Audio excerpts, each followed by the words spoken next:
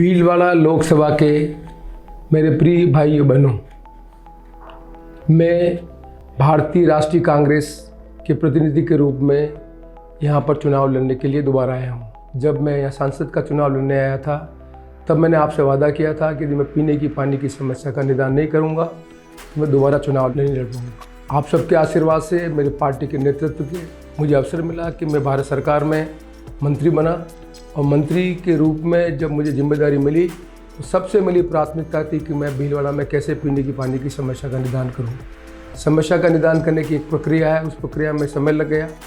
वित्तीय स्वीकृति करा दी हमने, वित्तीय स्वीकृति के बाद टेंडर करा दिए, टेंडर कराने के बाद काम प्रारंभ हो गया। इस बार पुनः मेरी पार्टी ने मुझे प्रतिनिधि के रूप में यहाँ चुनाव लड़ने का अवसर दिया। किसी भी राजनीतिक पार्टी, किसी भी जनप्रतिनिधि की जिम्मेदारी बनती है कि उन जन समस्याओं को प्राथमिकता के आधार पर निवारण करने में कार्य करे।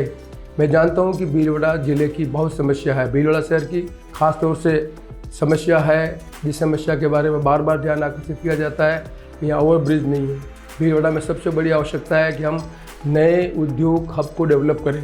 सिरेमिक इंडस्ट्री एक बहुत बड़ा उद्योग यहाँ पर बन सकता है जहाँ लोगों को रोज़गार मिल सके। भीलवाड़ा ज़िले में अकूत लोहे का डिपॉजिट है, एक इस्पात का कारखाना यहाँ हो सकता है। मैं जब कुछ समय के लिए रेल मंत्री था तब मैंने रेल के कारखाना लगाने के सरकार के फाउंडेशन कराया। मैं समझता हूँ कि ये मेरे प्रयत्न इस बात के प्रतीक हैं।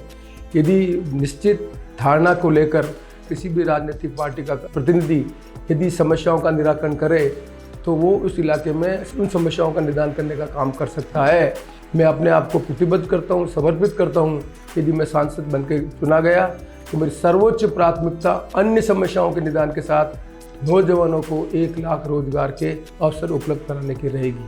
आइए, हो सकता है मैं आप सबसे व्यक्तिगत तौर पर नहीं मिल सका, पर मेरी राजनीतिक जीवन की जो यात्रा है उस यात्रा में क्रेडिबिलिटी मेरी सबसे इम्पोर्टेंट है और इसी क्रेडिबिलिटी के आधार पर मैंने लंबे समय तक अपना राजनीतिक कैरियर रखा।